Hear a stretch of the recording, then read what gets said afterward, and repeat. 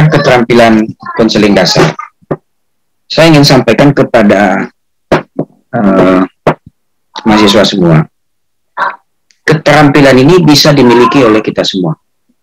Tetapi yang jadi masalah berikutnya adalah legalitas untuk melaksanakannya pada komponen-komponen tertentu.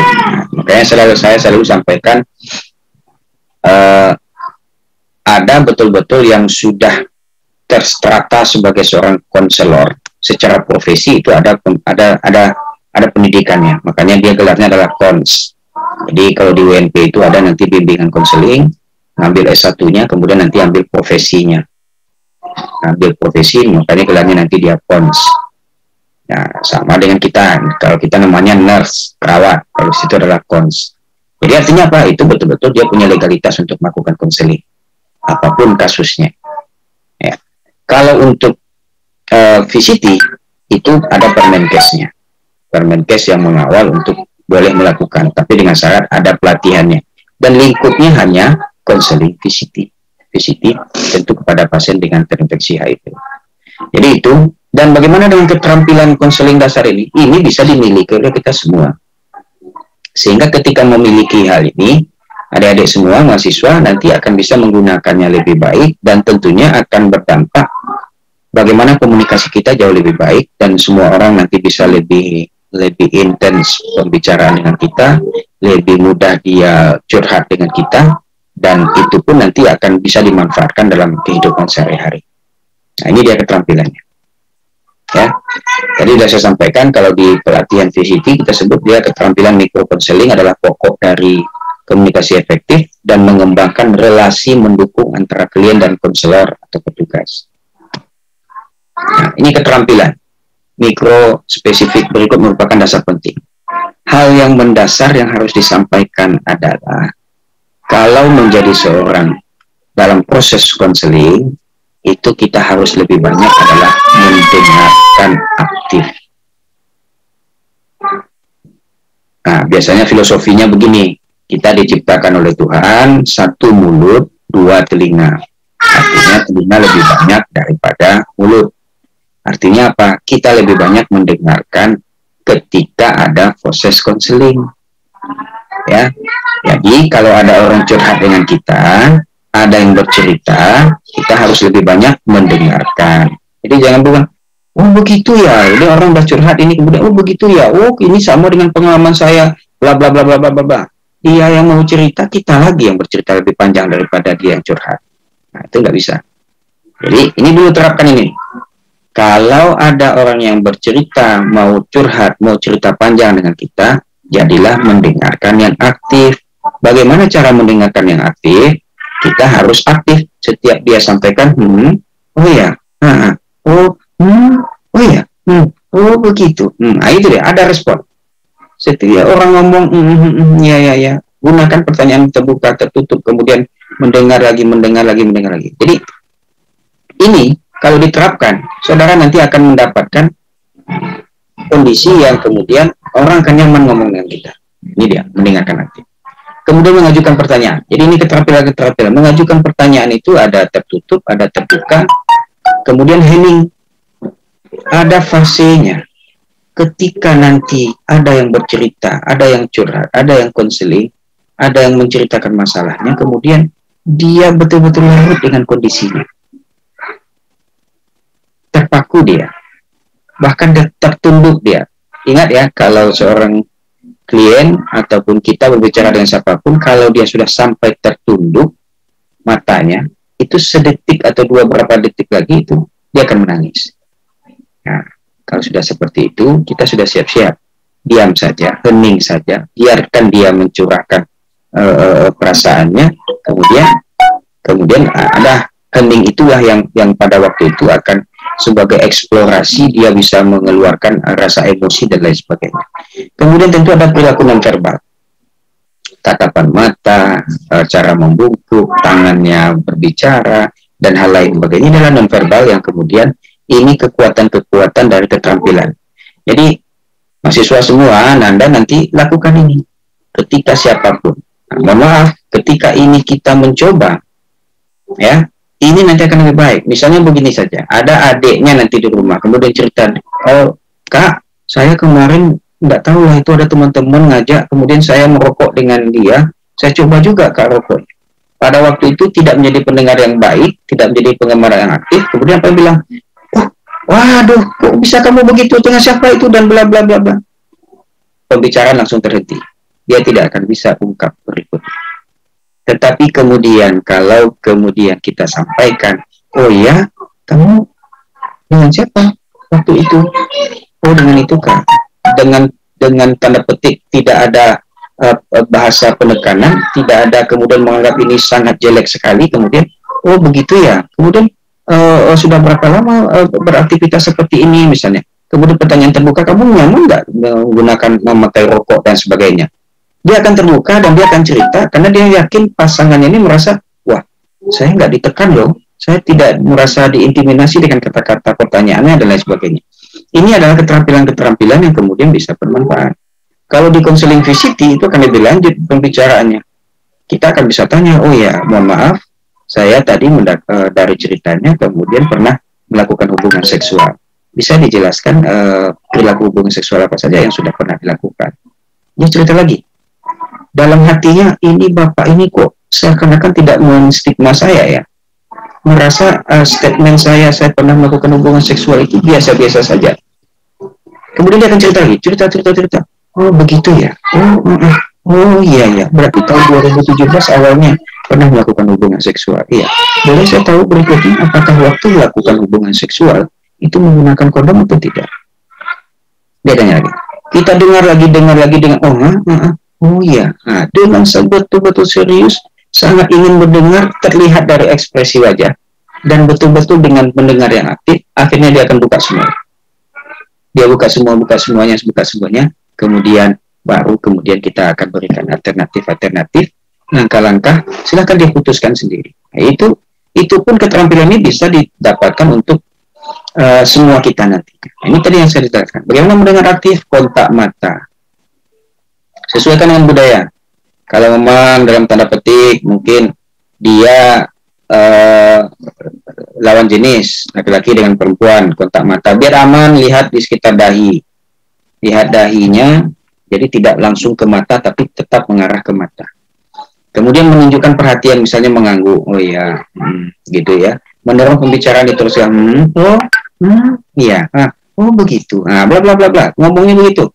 Kemudian jangan mengalihkan perhatian. Ketika ada itu, jangan pula pakai HP, jangan lihat WA, jangan pula melihat YouTube dan segala macamnya. Kemudian jangan mengerjakan sesuatu selagi konseling. Hargai perasaan klien, misalnya nampak Anda merasa sedih dan segala macam. Ini adalah respon-respon yang kemudian menjadi keterampilan yang sangat berguna bagi kita. Ini dia, jangan menginterupsi klien tanpa tujuan. Ya, sedikit-sedikit kemudian ngomong, bantah. Lebih banyak dengarkan, ikuti alurnya. Kalau memang ada hal-hal yang kemudian memang perlu diklarifikasi, kasih pertanyaan klarifikasi. Kemudian jangan mengambil alih dan menceritakan diri Anda sendiri. Ini penting ini. Kebanyakan kita mengambil pedoman kepada pribadi. Ada teman saudara curhat tentang misalnya, mohon maaf, pacarnya. Oh begitu ya pacar kamu. Ini. Oh iya, saya juga dulu punya pacar begitu. Langsung saya putuskan. Anda kemudian ngomong seperti itu, kemudian dia terima langsung seperti itu. Kemudian dia putus dengan pasangannya, kemudian dia merasa karena dari hasil bercerita dengan saudara, itu keputusan yang saudara ambil dan harus dia ambil, akhirnya dia terapkan itu, akhirnya dia sangat menderita dengan kondisi itu. Kemudian akhirnya dia menyalahkan. Ini dia. Makanya konteksnya tidak perlu menceritakan diri kita di sana. Ya, kemudian ulangi butir-butir penting dari diskusi dengan kata yang sama, artinya untuk menunjukkan bahwa Anda mengerti apa yang disampaikan klien. Ada parafrasi, merefleksikan perasaan, memperjelas, menyimpulkan. Ini adalah bukti kita mendengarkan aktif. Oh iya ya, tadi saya dengar ceritanya saudara di 2013 tamat dari suatu perguruan tinggi di Sumatera Barat, terbaik. Kemudian saudara sebelum tamat itu di semester akhir saudara pernah menggunakan narkoba suntik dengan teman-teman. Setelah tamat kemudian saudara pergi ke Bandung. Oh ya, kalau saya boleh tahu di Bandung itu saudara punya perilaku yang berisiko juga. Apakah waktu itu saudara melanjutkan menggunakan narkobanya. Nah, dia jelaskan itu. Dalam pemikiran klien pada waktu itu, wah, Bapak ini nyimak ya cerita saya ya. Sepanjang itu saya cerita detailnya, dia tahu. Ya, artinya apa? Kemudian karena dia melihat kita mendengar aktif, dia akan cerita lagi. Tetapi kalau kita mau dia cerita panjang lebar, kemudian kita nggak nyambung, suruh ulang lagi, dia nggak ngomong lagi. Ya udahlah Bapak nggak konsentrasi, nggak usah ngomong lagi lah Pak. Saya juga nggak akan ngomong lagi, ceritanya juga nggak nyambung sama Bapak. Itu dia. Makanya penting kita menjadi pendengar yang aktif. Ini tadi Anda mengatakan, dengan kata lain Anda merasa renang. Nah, ini banyak kata-kata yang kemudian bisa kita gunakan ketika mendengar aktif. Nah, kemudian mengajukan pertanyaan. Tadi saya jelaskan. Ada jenis-jenis pertanyaan. Ya, ada pertanyaan tertutup yang membatasi jawaban klien. Misalnya, apakah Anda merasa tidak nyaman? Tahukah Anda cara menggunakan masker? Ini kan hal yang tertutup nih. Jadi tertutup itu jawabannya ya tidak. Mohon maaf Pak, saya melihat Bapak tadi melihat berganti-ganti tempat duduk dan saya dengar tadi bunyi HP. Apakah Bapak akan merasa nyaman dengan kondisi kita duduk di sini atau tidak nyaman? Saya nyaman Pak, oke. Saya tawarkan Pak, apakah Bapak mau angkat telepon dulu? Silahkan angkat dulu. Misalnya itu ya. Artinya tertutup itu jelas ada jawabannya ya tidak, jelas penegasannya. Tetapi berbeda nanti dengan pertanyaan terbuka. Ya, nah, apa kesulitan yang dihadapi ketika diskusi dengan dalam kelompok? Dijelaskan. Bagaimana reaksi Anda jika menerima hasil tes kesehatan tidak diinginkan? Jadi begini, kita tanya Pak, kan Bapak tes HIV hari ini, insya Allah 1 jam kemudian akan keluar hasilnya. Saya akan tanyakan ke Bapak, kalau seandainya hasil Bapak itu positif, apa yang akan Bapak lakukan? Ya, itu adalah pertanyaan terbuka. Jadi, kemudian pertanyaan terbuka itu, sehingga dia berespon, oh ya, saya kalau hasil positif, saya nggak bisa begitu Pak, saya harus pastikan dulu benar nggak itu punya saya, jangan-jangan nanti tertukar. Terus, aduh gimana ya Pak ya kalau hasilnya positif, saya nggak sanggup bicara dengan istri saya, dan bla bla bla bla bla bla. Itu dia. Akhirnya kalau kita pertanyaan terbuka, dia akan bercerita, ya. Artinya akan panjang dia. Kalau pertanyaan itu tutup jelas, kita akan betul-betul fokus kepada apa hasil jawaban ya atau tidak. Itu dia. Kemudian ada pertanyaan mengarahkan. Ya, jadi mengarahkan itu adalah, jadi dalam fase konseling itu tentu ada item-item yang kita inginkan. Ya, dia udah cerita panjang lebar. Kemudian dia cerita, saya memang pernah melakukan hubungan seksual Pak. Ya, itu pun 7 tahun yang lalu. Waktu itu ada beberapa kali dan saya menggunakan kondom. Nah, misalnya ya. Kemudian kira-kira pertanyaan gini, setujukah Anda jika harus menggunakan kondom gitu? Nah, dia jawab itu. Nah, kalau pertanyaan berikutnya saya bisa, dari sekian banyak Bapak melakukan hubungan seksual, pernah nggak ada 1 kali kemudian terlupakan menggunakan kondom? Misalnya. Itu mengarahkan menuju ke arah kita inginkan. Karena kita mengambil kuncinya apa? Iya, ini punya faktor risiko atau tidak? Oh iya Pak, pernah saya lupa Pak. Oke, ya udah, kita lanjut yang lain. Artinya apa? Sehingga nanti ketika kita mau menyimpulkan, memberikan alternatif, kita sudah bisa merangkai semua kata-kata kemudian menyampaikan kepada klien. Untuk mengajukan pertanyaan, bertanyalah 1 pertanyaan pada 1 waktu.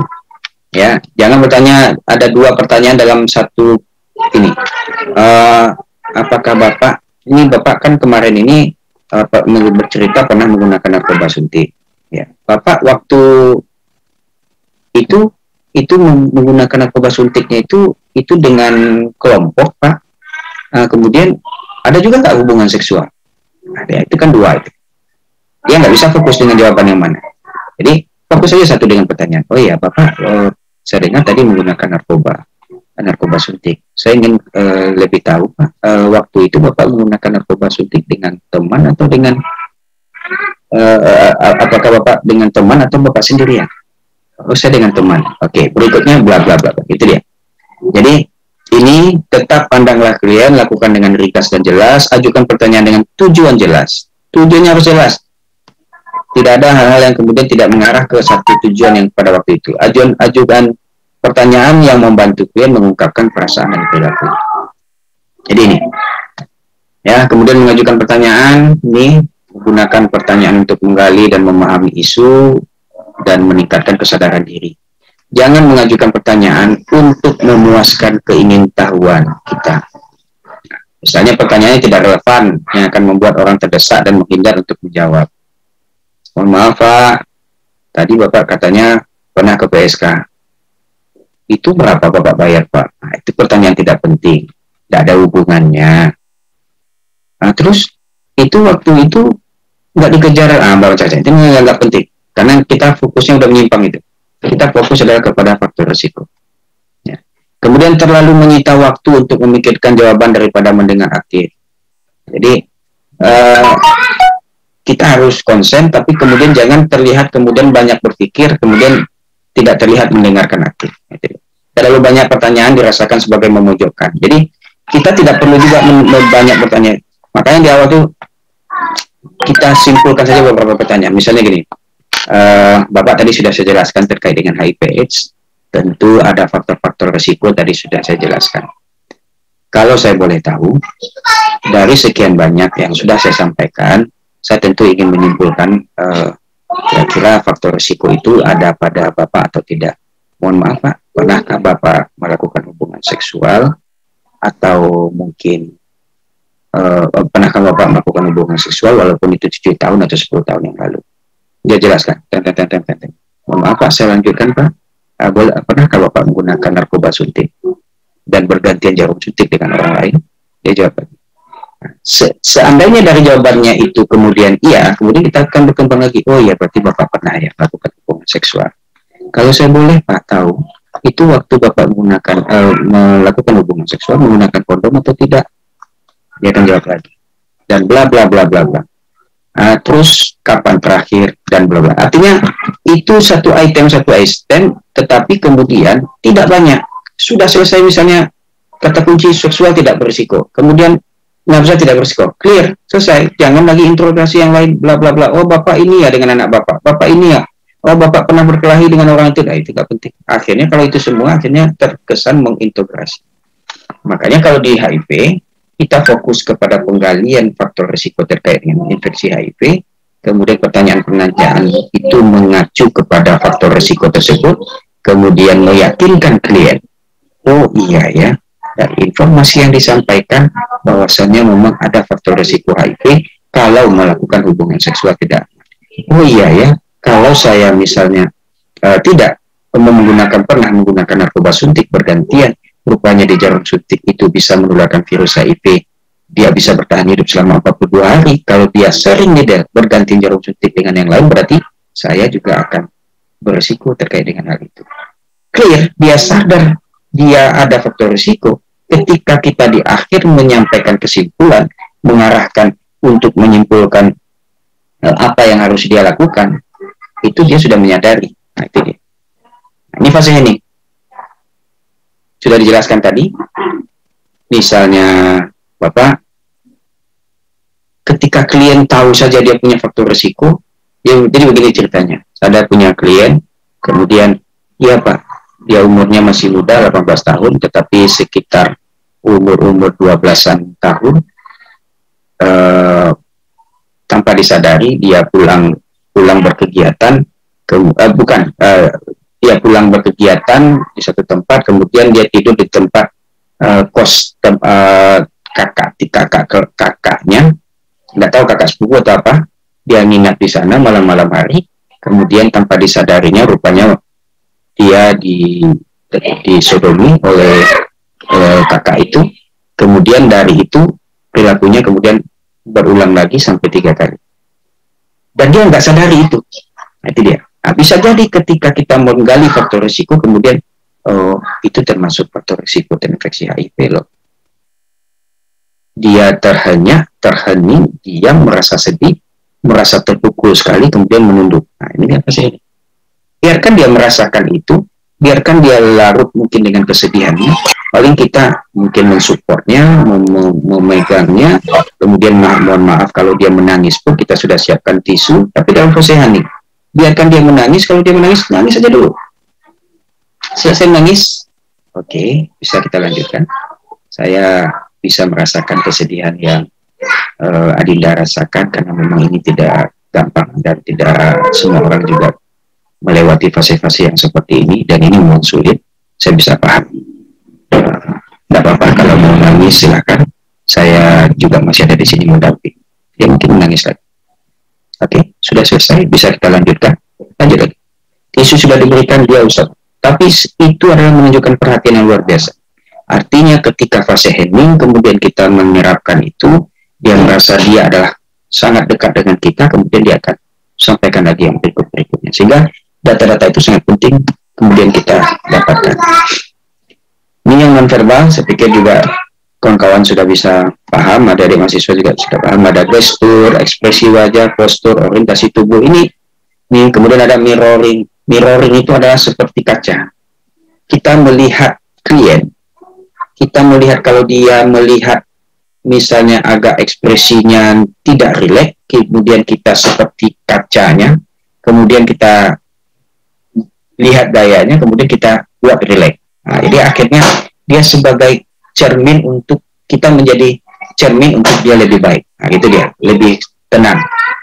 Kontak mata, kemudian menghilangkan pembatas, makanya di konseling akan lebih baik tidak ada meja di antara kita. Jadi makanya tempat duduknya diatur sangat dekat. Kalau fase-fase pandemi ini mungkin diatur 1 sampai 2 meter, tetap dengan menggunakan masker, kemudian atur nanti dengan kipas anginnya.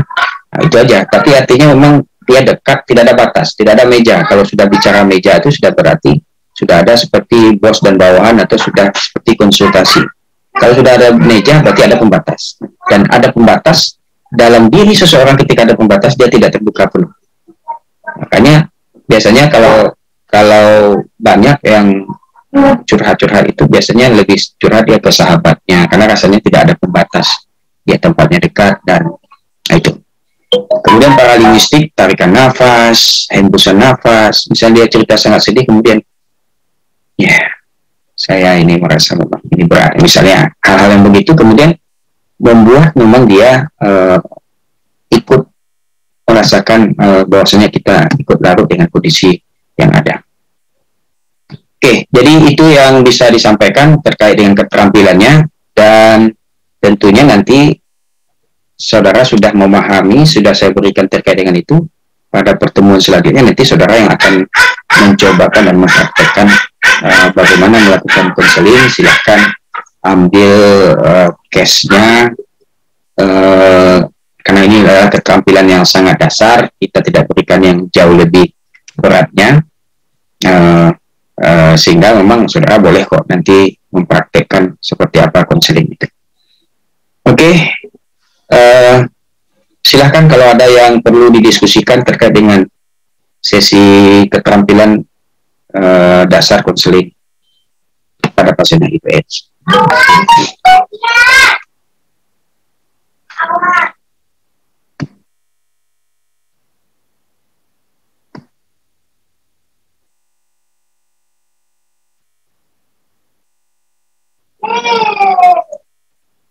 Silakan. Kalau tidak ada yang bertanya, saya tunggu 1 menit, saya yang akan bertanya.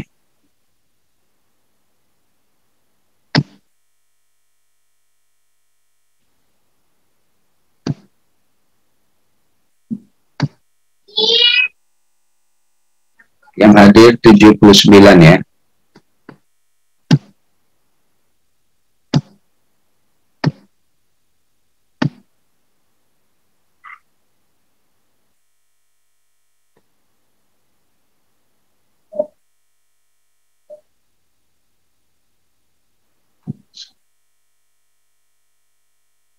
Ada pertanyaan? Lara ingin bertanya, Pak. Silakan, Lara. Dalam fase hening itu apakah waktu maksimalnya kita menunggu atau tidak, Pak? Bagaimana, mau diulangi, Lara? Kan dalam fase konselor tuh ada fase heningnya, Pak. Ya. Yang fase hening itu kita ada waktu maksimalnya untuk kita menunggu atau bagaimana, Pak? Oke. Ya, terima kasih Lara atas pertanyaannya. Fase hening itu memang kita menyiapkan kondisi dia bisa mencurahkan emosinya. Jadi dia bisa mengeksplorasi emosinya. Justru bahkan ketika dia fase hening itu, ketika kita bisa mengeksplorasi perasaannya, itu sangat membuat dia sangat plong, membuat dia merasa sangat lebih nyaman. Bayangkan seorang yang punya masalah besar, kemudian dihadapkan dalam satu kondisi dia bertatapan dengan kita, berkomunikasi, kemudian semua masalahnya itu terungkap, kemudian berdampak jangka panjang, kemudian dia merasa menyesal yang luar biasa, sedih yang teramat, kemudian dia menangis. Fase itu adalah fase mengeksplor, mengeluarkan semua energi, emosi yang dia rasakan, dan dia tumpahkan pada waktu itu. Apakah ada batas waktu? Tidak.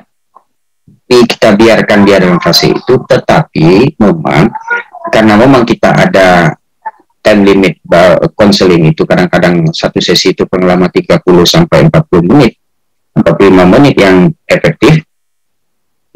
Tentu kita mengejar hal itu.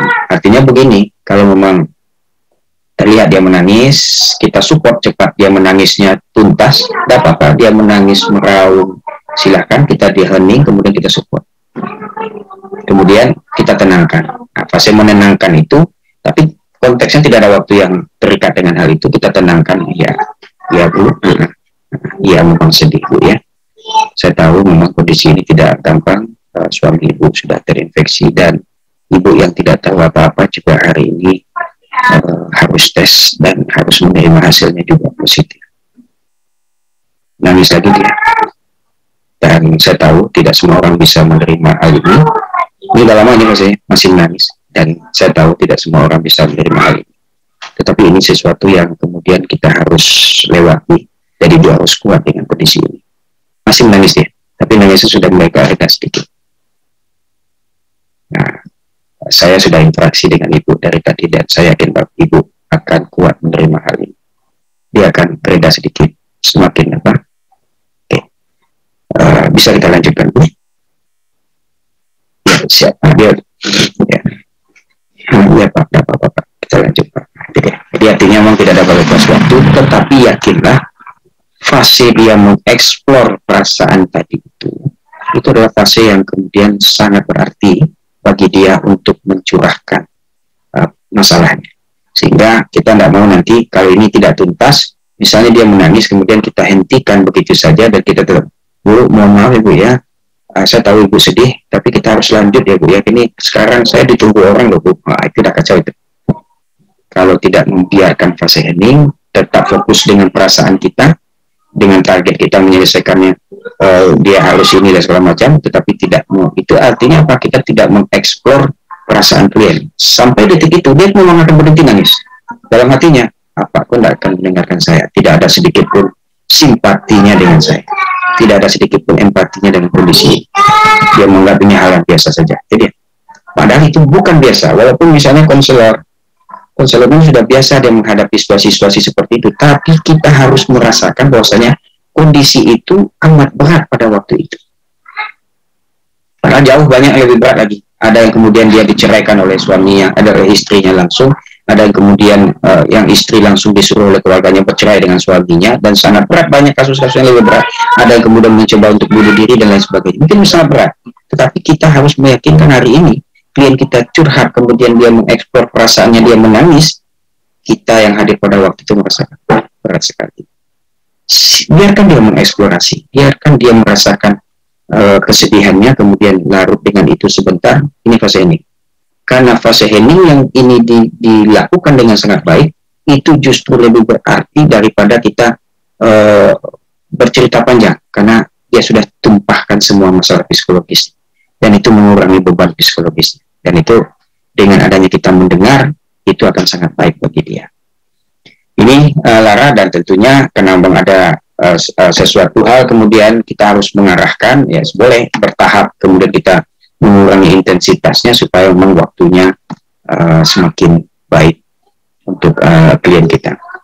Kemudian ada lagi pertanyaan di chat. Assalamualaikum Pak, perkenalkan saya Latifah Nisa Husna dari kelas 3A, ingin bertanya Pak, misalnya ada pasien HIV yang akan dilakukan terapi ARV Pak. Sebelum kita berikan edukasi tentang ARV, apakah perlu kita klarifikasi kembali apakah ia benar HIV atau tidak? Kalau misalnya perlu, bagaimana cara kita mengklarifikasi tanpa menyinggung perasaan klien Pak?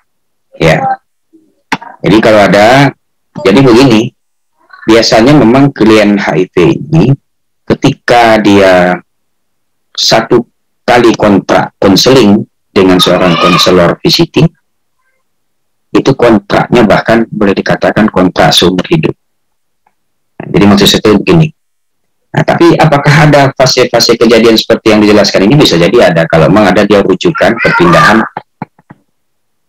Misalnya ada satu klien datang ke saya, dia terinfeksi HIV, mulai dari faktor risiko, dari konseling prates, kemudian dia hasilnya positif, kemudian kita lanjutkan yang konseling pasangan, kemudian bisa konseling berkelanjutan, kemudian ada konseling RR, sampai bahkan dia di rumah ada masalah, ada psikologi, sampai berikutnya dia akan datang lagi konseling.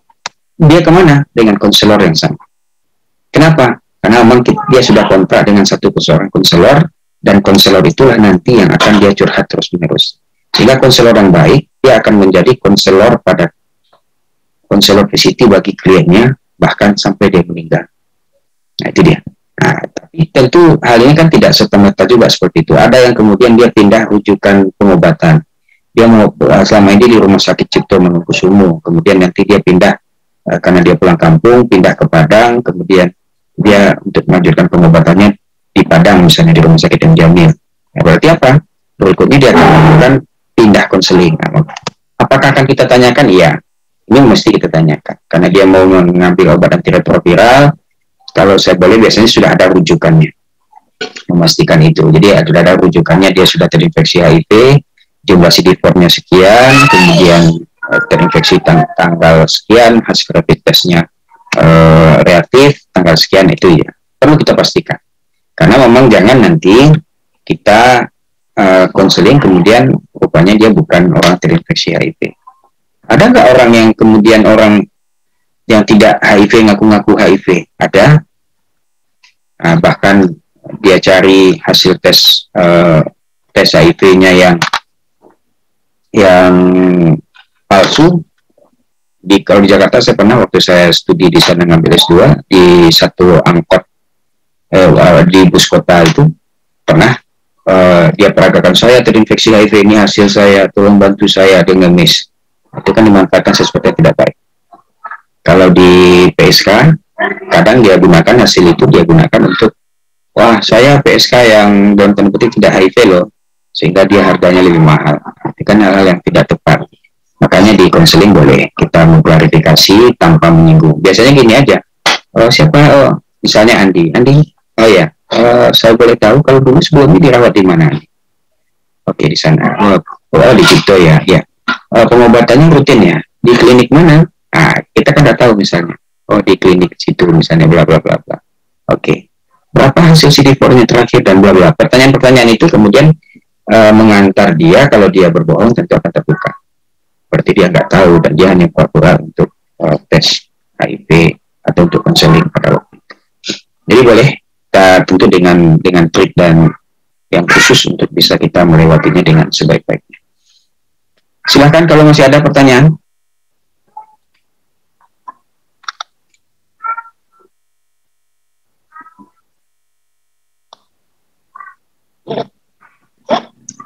Oke, kalau tidak ada, saya pikir sudah cukup. Tinggal satu lagi, kita ada satu sesi lagi, dan mestinya nanti jangan atau enggak Pak? Ya nanti.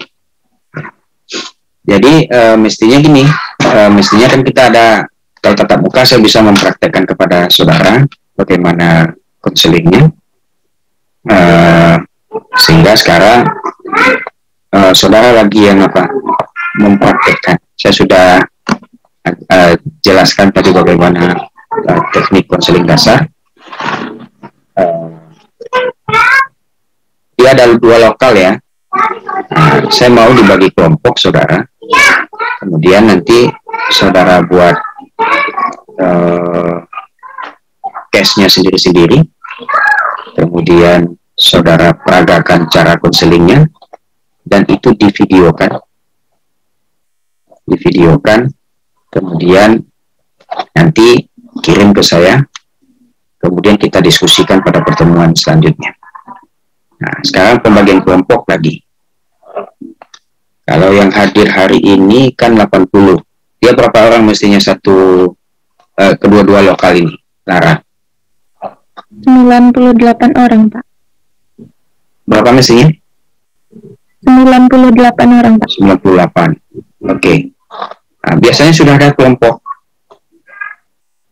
Minimal kelompoknya 8 sampai 10 orang. Satu kelompok. Sudah ada enggak kelompoknya? Sudah ada aja. Atau mau dibagi? Saya serahkan ke masing-masing penanggung jawab. Kelompok praktikum gimana? Boleh. Kelompok praktikum itu berapa orang satu kelompok? Ada yang 9, ada juga yang 10 orang. Nah, ya cocok itu. Jadi kelompok praktikum silahkan membuat bagaimana teknik konseling individu dengan kasus yang sudah ada. Kasusnya nanti silahkan dibuat sendiri, tetapi nanti dan itu harus saudara video kan, ya kan saudara kan sudah YouTuber nih semua, kalau masa-masa pandemi ini mainnya online semua, silahkan divideokan. Nah, saya tidak tahu bagaimana nih Pak diskusinya, ada yang di sini, ada yang di situ. Ya silahkan saudara buat, apakah saudara pertemuan Zoom lagi, kemudian kalau ada yang dekat kemudian lakukan pembuatan videonya landscape ya. Nah, kalau di begini dia landscape, bukan vertikal begini. Nah, landscape. Nah, juga untuk videonya landscape begini. Nah, kemudian lakukan konseling, siapa yang jadi konselor, siapa yang itu, silahkan buat seperti yang materi yang saya sampaikan. Silahkan juga lihat di YouTube kalau ada contoh-contoh konseling yang sudah ada. Kasusnya silahkan modifikasi sendiri dari masing-masing kelompok. Kalau bisa berkaitan dengan HIV/AIDS, misalnya ada yang, mohon maaf, ada yang berperilaku PSK misalnya, atau berperilaku pernah menggunakan narkoba suntik, dan lain sebagainya. Nah, di awal video, biar videonya itu nanti jangan salah gunakan bagi orang nanti. Ini adalah simulasi cara konseling, teknik konseling dasar. Jangan nanti dipotong orang, nanti saudara yang jadi kliennya sudah jadi seorang PSK pula nanti ceritanya, kan gitu. Jadi rangkaiannya sudah disampaikan dari awal, kemudian apa kasusnya, kemudian langsung ada yang presentasi. Oke, bisa dipahami? Berarti ada sekitar 9 kelompok. 9 yang akan dihasilkan videonya dan kirim ke saya. Pada pertemuan selanjutnya kita akan bahas itu. Dan tentu kalau ada pertanyaan-pertanyaan terkait dengan HIV dan permasalahan lain yang memang perlu saudara bicarakan, nanti kita akan diskusikan pada pertemuan kedua. Karena kemungkinan pertemuan kedua sudah bulan puasa ya berarti ya. Pak, tapi di RPS cuma 1 kali, Pak. Gimana Kak? Kalau berdasarkan RPS dengan Bapak hanya 1 kali, Pak. Hanya 1 kali? Ya, Pak. Hanya 1 kali yang hari ini? Iya, Pak. Oke, tidak apa-apa, berarti tugas saudara lagi, yang tugasnya itu. Ya, tugasnya karena memang kita tidak bisa mempraktekkan, saudara bikin tugas seperti itu. Kira-kira terlalu berat tugasnya? Mau tanya boleh, Pak? Ya, silakan, Windy. Kan dalam satu kelompok itu ada 9 orang konseling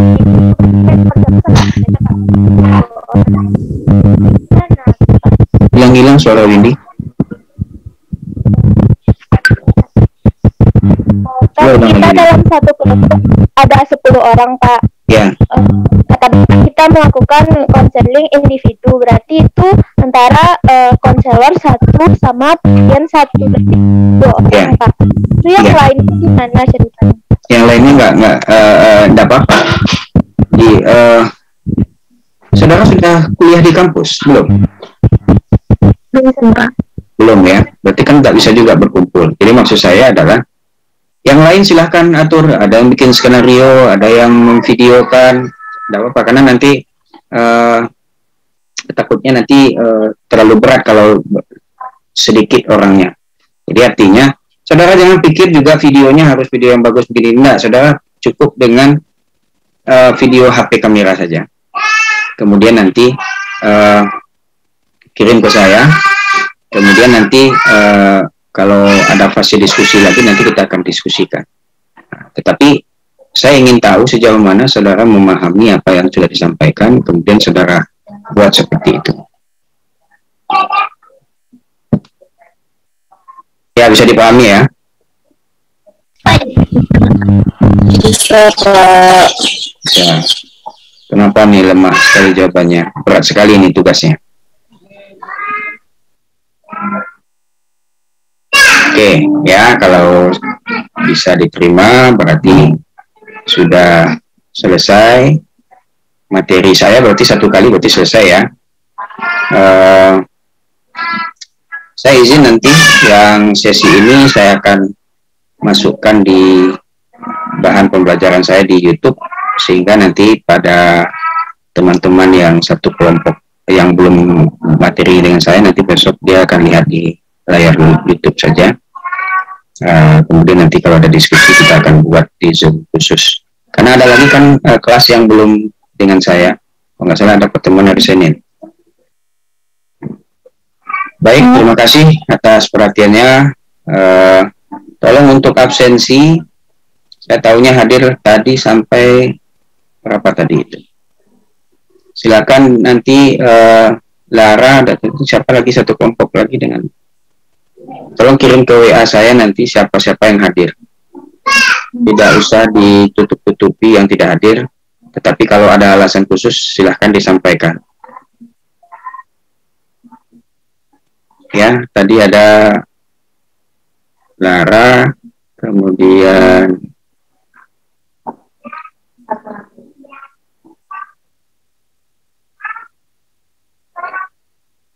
Monika.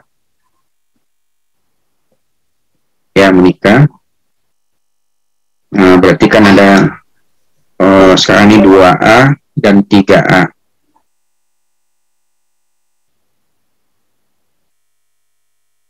Ya, jadi silakan di absen semua yang hadir. Terima kasih atas perhatiannya. Mudah-mudahan bermanfaat bagi kita semua, dan tentunya karena kita akan juga memasuki bulan suci Ramadan, mohon maaf lahir batin.